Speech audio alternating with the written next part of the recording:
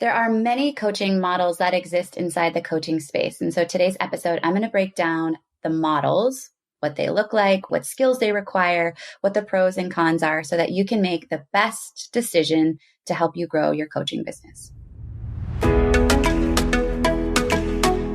Hey, I'm Amanda, and welcome to the Best Damn Coach podcast, where I will teach you how to coach yourself, how to coach your clients, and how to run your coaching business. The number one goal of this show, though, is to help you be the best damn coach you can be so your clients go out and tell the world about you. So let's do the damn thing.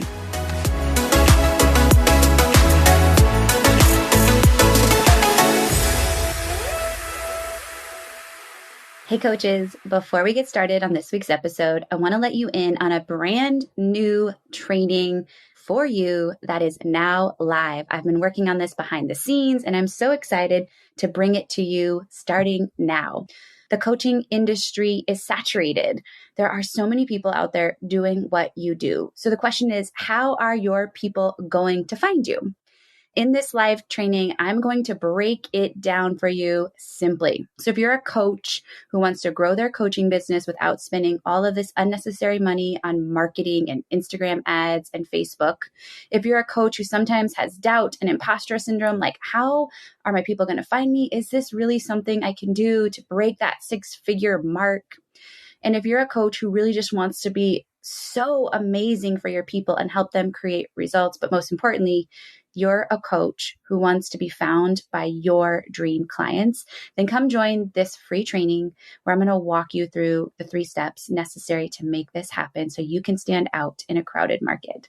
So head on over to amanda-walker.com/masterclass, and you can pick the time that best works for your schedule and learn how to stand out so that your dream clients can find you.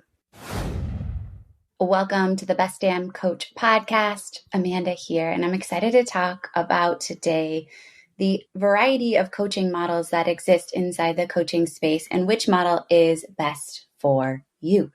I get this question all the time, and it's absolutely something that inside of both one-to-one coaching and group coaching often comes up because we can kind of see out there that this variety exists and we're not sure, hey, which is best for me? Which should I be doing when? And so today I want to share the various containers, which I'll talk about in a moment, and what from my perspective are the pros, cons, thoughts, experiences that I've had since coaching thousands of clients, coaches, etc., and watching them move through various containers. There are many models, as I said, and I think within each model, it requires a different skill set, different strengths, and the model itself offers different strengths and weaknesses inside of your business. And so I want to bring them all to the surface so we can really talk about it, because you don't often know what you don't know. And so that's always my goal here, is to educate you so you can make the best decision for you in business. And when I mean types of coaching specifically, I'm talking about the container for which you deliver coaching. This is really for you to kind of try on the hat for yourself and listen to what my experience has led me to understand and know that it's important to do what feels good for you. And this is, again, one of my big gripes when it comes to hiring coaches, is that often coaches want to show you their way. I did it this way, follow me down this path, this will guarantee you success. But you're a unique butterfly. You have different strengths and weaknesses, and you define success in a different way. And I think it's important for you to know that variation exists and to really lean into intuition. The thought I will offer you to let go of is that there is a right way to build a business. There is never a right way specifically. The right way is the way you go through the process. You figure out what's congruent for you, and that is the right way. The right way for you is different than the right way for Amanda. However, we want to learn from people that have been down the road and have figured some stuff out. That's why I record this podcast, is so that I hope I can save you some headache and some pain and give you some things to think about that you wouldn't have already known so you can get there faster, right? That's the ultimate goal. This is why we work with coaches. Hey, I'm stuck. I see the end or have maybe some clarity around the end. Can you help me to get to that end destination faster with more clarity, with more confidence, etc.? So there are people out there, I see this often, especially in the Instagram and Facebook ad world. They're like, don't do one-to-one. It's a horrible decision. Or only do one-to-one. It's the best decision ever. Don't do group, or only do group. And ultimately, this is for you to decide and know that this will change as you change as a practitioner. This will evolve as your business evolves. And I always like to tell my clients, it's absolutely amazing to have ideas. And sometimes having so many ideas at once clouds you, right? So you're trying to offer all of these coaching containers simultaneously. And when we do that, we're not really serving in one area. So if some of these things sound like, oh, I think I want to do that, amazing. I want you to take it and park it in your idea parking lot. It's like a little car that you move over and you park it in your idea lot.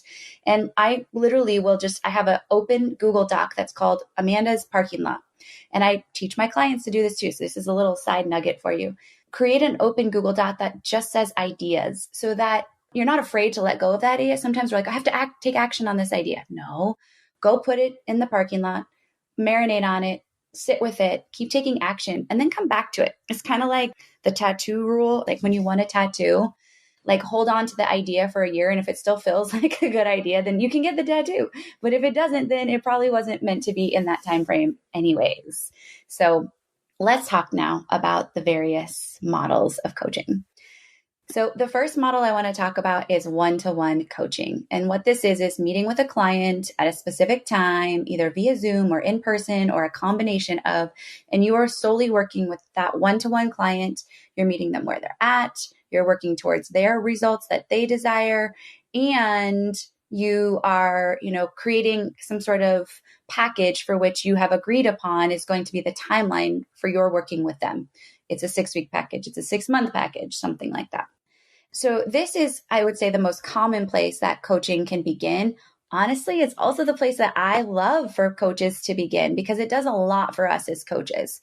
First, it just helps us get grounded and get anchored in a system of showing up consistently. And it forces us to kind of drive a structure into our business. We meet with clients. We have to show up at a specific time for them. We've got to create structure. The first system that I really encourage clients to fit in is a scheduling system. It's a great way to release some energy and attention. So you're not trying to be like, okay, what time do you want to meet? What time do you want to meet? So the first system I always say is a Acuity or a Calendly or some other scheduling software. And this kind of starts to drive a consistent schedule for clients. What I also love about one-to-one coaching is it just allows you to gain confidence. You work with one client at a time, so you're focusing in that session on them. When we are coaching in a live session, there is a lot of thought going on in our own brains, right? We're questioning ourselves sometimes, like, what's next? How are we going to help them? What's the greatest solution? What's their thought error? We're like in our heads, like, am I doing a good job? Is this serving them? There's a lot to shuffle through, right? So the more we can practice one-to-one to just be present in our coaching sessions with our people, then the more we gain confidence in our ability to do this. So if we want to move to other models that require one-to-many coaching, we have experience enough in this model to take that energy into the next. I think it's an amazing way because it's a very clean system. You're not having, especially if you do some sort of automated reminder and scheduling, there's not a lot of behind the scenes necessary. You're really heavily in client service. And there's not a lot of client delivery outside. Depending on your coaching model, that might be slightly different.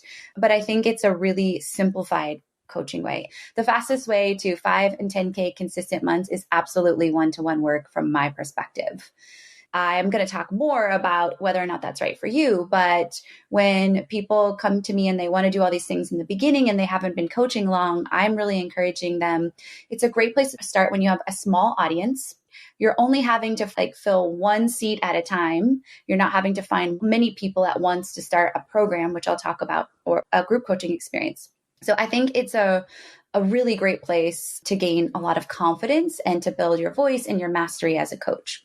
The other thing is that one-to-one, I think, really allows you to deepen the connections you have with your clients. It allows you to stay very attentive to their needs.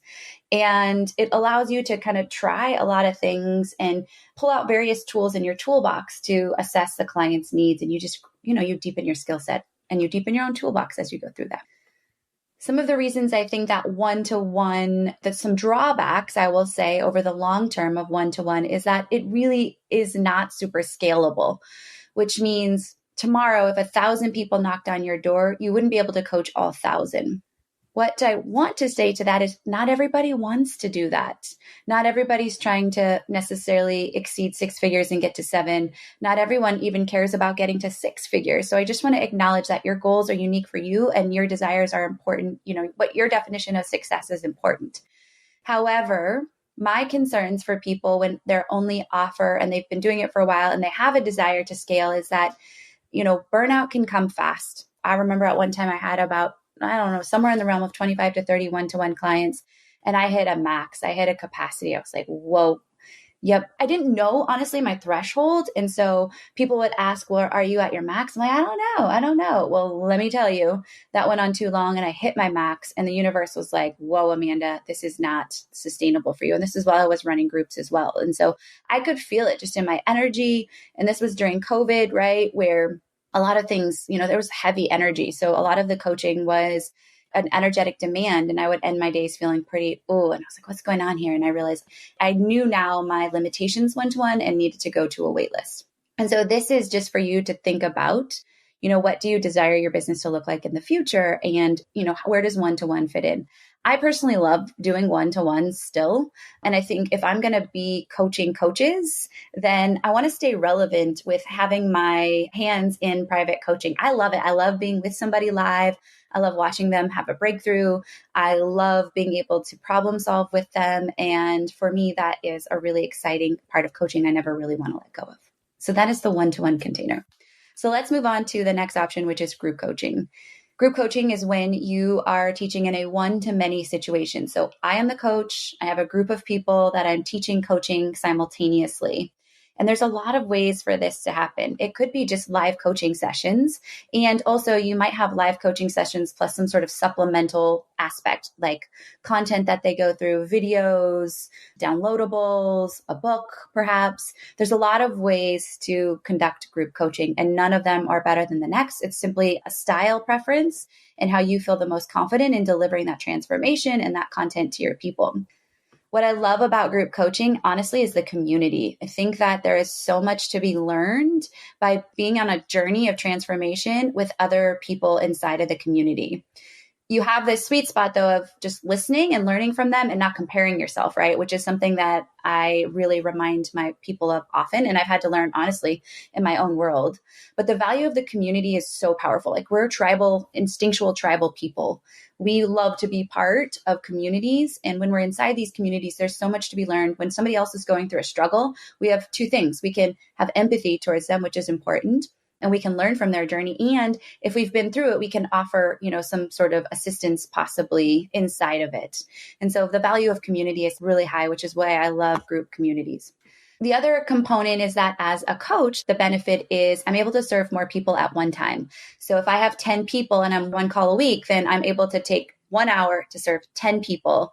And that is really fantastic for me when I look at my quality of life and how I want to exist inside of my practice. So it's scalable, right? If 1,000 people knocked on your door tomorrow, you could absolutely bring all 1,000 people into the group, possibly. There's a caveat to that, which I'm going to get to next. So I love that you can lead that transformation in a group setting. There's some things that I think are a challenge to group work, which I didn't really know. Nobody really told me, right? I've been a CrossFit instructor, right? So I kind of got it when I'm coaching a class over the years and I've got 25 athletes taking my class. Everybody's moving at different ways. Everybody's technique is different. Everybody's fitness level is different, right? And so this I use as a metaphor because the same thing happens inside of the coaching container. Everybody's showing up with a different level of previous experience. And so the skill set that you have to develop as a coach is being able to really understand and meet in the middle where people are at in their journey. And so becomes the art. You just learn this as you go, to be honest. There's discussions we can have. And I know that I have with people often around it. And part of it is just really getting practice on serving in a group environment so that you can understand, hey, what's my biggest bang for the buck? So if most people are coming in with this chief complaint and this chief struggle, then I want to really pour my energy into this bucket. There are sometimes outliers. And sometimes if we don't, have space for that, I will say, can you share that within the community and let's talk about that there. But the skill that you really develop as a coach is being able to walk people through a group transformation. The other component is that you have to also be able to like demand people's attention and keep the conversation rolling in the direction that you want. So sometimes what will happen is somebody will offer in something, they will be in effect, like they got something going on and they want to talk about it. That's really not to do with the focus of that call or the focus of the program. And so you have to be really strong and confident in your ability to say, thank you so much. And we're going to like come back to this piece and be able to do that consistently so that the energy stays in support of the greater conversation. The other thing is that group programs also require a lot of behind the scenes details. So I think this is a great opportunity when you have some support in your business, such as email reminders, communication that needs to go out, calendar syncing, if there's any scheduling stuff. And sometimes personally, I don't want to handle any of that in my business. That's why I have a team. They can handle all of that. So I stay in my zone of genius, which is coaching, and they stay in their zone of genius, which is preparation. So those are the really important things I think about group coaching. And what I wanted to say about just everybody being at a different point, there's also kind of hybrid options inside of group coaching and one-to-one. And this is actually where I started my first group program. There are ways to support people in a group environment and simultaneously one-to-one. So know that everything I talk about, there are variations that might serve you. And that served me in the beginning. My first cohort of the FAN program, actually my first two cohorts back in, I think, 2017 or 2018, they were group and hybrid. So every girl was in the group and they got a one-to-one call with me each month. That felt really good in the beginning because then I could monitor their progress. I could supplement their progress while they were in the group. And that helped me overcome that really great hurdle that happens in group coaching of like, are all my people having transformation? Are they experiencing results? And what I was also having to let go of at that point in the journey was the belief that I was cultivating results for my clients. Yes, I was guiding them, but ultimately they were in charge of their own journey. And so this helped me really see that belief. And again, not totally scalable because if I had 1,000 people, I couldn't have 1,000 one-to-one calls in a month. So after two cohorts, I let that go and it became exclusively a group program. There's other ways to supplement and just check in on the one-to-one progress of your people. And ways you could do that are you could create group pods. We do this inside of group communities, little pods that interact with each other just to increase accountability. You could have mentors inside those pods. You could have mentors or coaches that you hire that can keep tabs on on what's happening and coach people separately. And you can also create just a check-in form. Hey, every Friday I send this out, or every Friday or once a month. We'd love to hear how it's going. Can you, reply to this email and let us know? And that can be a way that you supplement that one-to-one. So we've got one-to-one, group, hybrid. And then the one thing I also wanted to toss in here is the idea of masterminds. I think the interesting thing about it, mastermind, is it sounds super fancy. And really what it is just a coming together of like-minded individuals to help them up level. That's my experience. That's my definition. The difference between a mastermind and a group coaching, because I see the term mastermind being used when it's really a group coaching experience, is that mastermind is like co-created. It's group inspired. And my specific belief, mastermind isn't like canned content. It's really inspired by the people present and what they need inside the community. So in my masterminds, it's not like structured every year. So in my inner circle, that's my year-long mastermind. I'm not using the same content year to year. I'm really assessing who's in this community and what are their unique needs right now. And I think that's really important to remember when you're searching for a mastermind or if you're creating one, is that the other component is that everyone in the community offers input. It's a collective energy. So I am coaching and I'm also bringing in outside people to offer input. I'm not positioning myself as the expert all the time. And I'm also asking the community, how do we support each other? So we'll have hot seat calls, we'll have support calls, and people bring to get, something to the table that says, hey, I need some input on this. I need some support. So that's kind of a variation of group program that I also think is popular. And I think sometimes from my perspective gets a little blurry as to the differences and what their value are. And lastly, the final container that I want to talk about when it comes to offering coaching is some sort of online course or program. Those are all interchangeable. Here's the thing about online course and programs. They seem amazing from the surface. I'm just going to make this thing and people are going to buy it and they're going to go through it. It's going to be amazing. I'm going to make all this money and I'm going to make all this impact. I love that idea at the surface. However, there's a lot of variations of this, and there's a lot of courses out there. So we really need to think about, how do we set ourselves apart? In all of these containers that I've mentioned, the marketing strategy is going to look and sound different, right? It's a lot more challenging in a group experience to find 10 to 20 people to 50 people at one time that are going to join at the same time, right? So that requires totally different marketing strategy and more robust marketing strategy than offering one-to-one work. So you have to be willing to understand and know that what gets you one-to-one success may not necessarily get you group program success, or you're going to have to just magnify it and blow it up. So then if we look at online course, it's the same thing.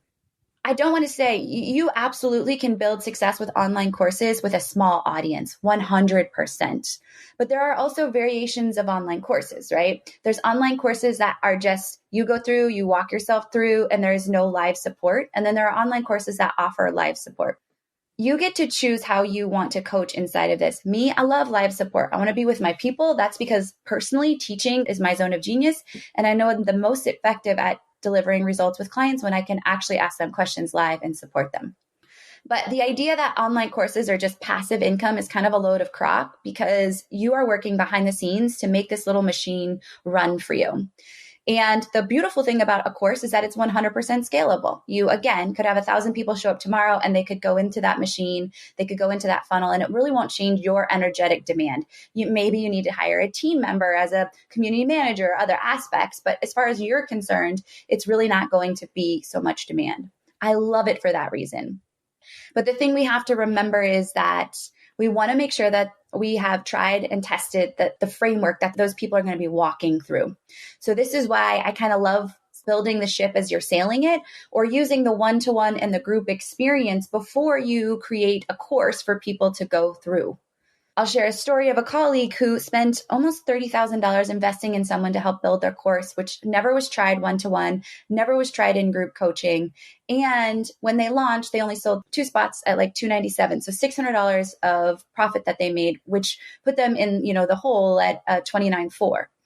And so this is why I really encourage you to think about this and look deeply at your marketing strategy, look deeply at the messaging. What sets you apart? Why is this going to be different? And as you build and grow the audience, like if this is something you want, keep parking it in that parking lot and understand that you can have this, and, really do your market research to make sure that you're serving people and that there are results. And this is why I believe coaching first can lead you directly into a program that's completely scalable.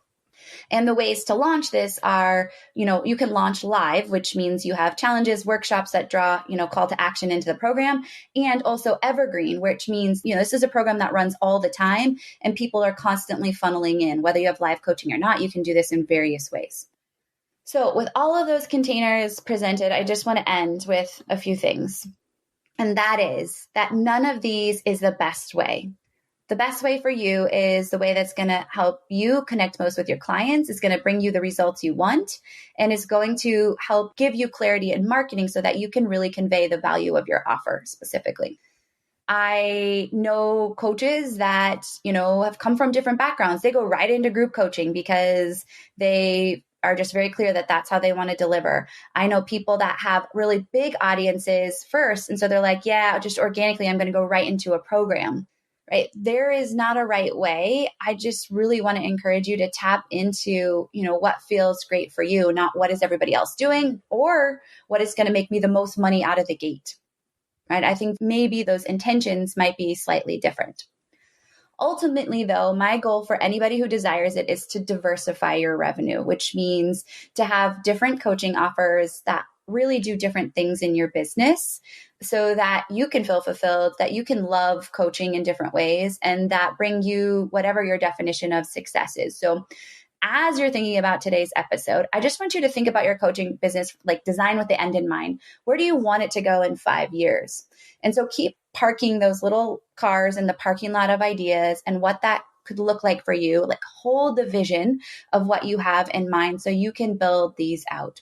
I think the worst thing that you could possibly do for yourself is feel like you have to have a specific offer. Have tos lead to feeling disconnected in your business and maybe sitting in a business model 2 years from now that doesn't really serve you specifically. And it's my opinion that if a coach is telling you there's only one way, that might be just a red flag for you to step back and reevaluate and tap into what feels good for you ultimately. And if I can support you with that, I would absolutely love to guide you to bring any of these coaching containers to life or to refine your offering suite. We'll talk at a later episode about the signature offer and how important it is and why clarity on that offer is really the key to your long-term success and your peace of mind. But thank you so much for listening to this week's BDC episode. I'm Amanda Walker. Go out and coach and change lives and come back and visit us next week. Every week, I put my heart and soul into this podcast to bring you value and to help you grow as a person and as a coach. And one of the ways, very simple ways you can return that favor is by leaving us a review. So if you haven't left us a review, head on over to Apple or Spotify, leave us a review, let us know how we're doing, let us know what content you love and which content pieces are really speaking to you now.